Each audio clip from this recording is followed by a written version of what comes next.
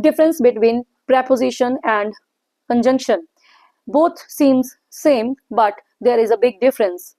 What is this? Preposition is a relating word and conjunction is a joining word.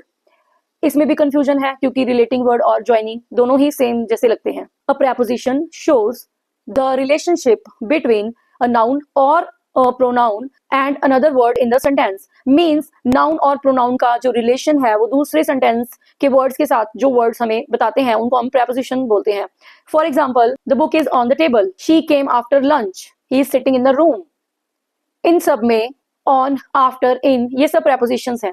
यहाँ पे एक confusion और है. कभी कभी ये words preposition का काम भी करते हैं और कभी कभी जैसे आफ्टर वर्ड मैंने यहाँ पे यूज किया है कंजंक्शन का काम भी करता है. प्रॉब्लम कहाँ पे आती है? जब हम इनको फंक्शनल ना समझकर मैथमेटिकल समझते हैं. मेरी लॉन्ग वीडियोस में मैंने हर बार बताया है कि जो पार्ट्स ऑफ स्पीच हैं दीज आर फंक्शनल.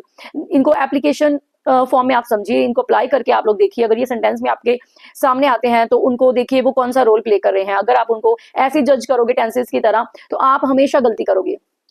आइए टॉपिक पे वापस आते हैं. In another words, if a word followed by a noun mostly it is a preposition.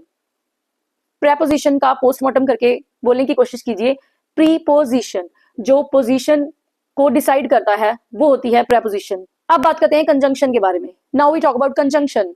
A conjunction joins two words. Means ये दो वर्ड्स को जोड़ने का काम करती हैं. Not only two words, two phrases और two clauses. It connects ideas. For example, I was tired but I worked. मैं थकी हुई थी फिर भी मैंने काम किया. She cried because she was hurt. वो रोई क्योंकि वो दुखी थी. Call me if you need help. मुझे कॉल कर देना अगर आपको किसी मदद की जरूरत हुई तो.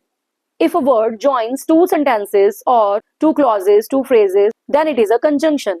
Most confusing words.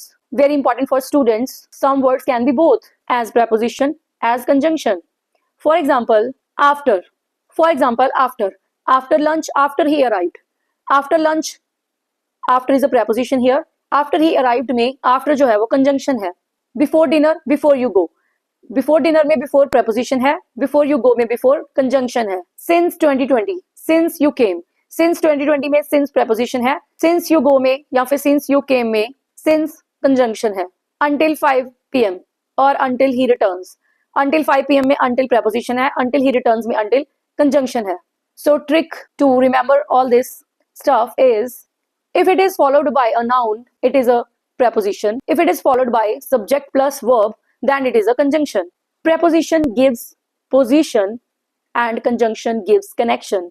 P for preposition, P for position, C for conjunction, C for connection. So this is very easy to remember. Preposition connects a noun, conjunction connects a sentence. For this kind of tips and this kind of grammar explanation, like, share, subscribe, Preets Harar Talks.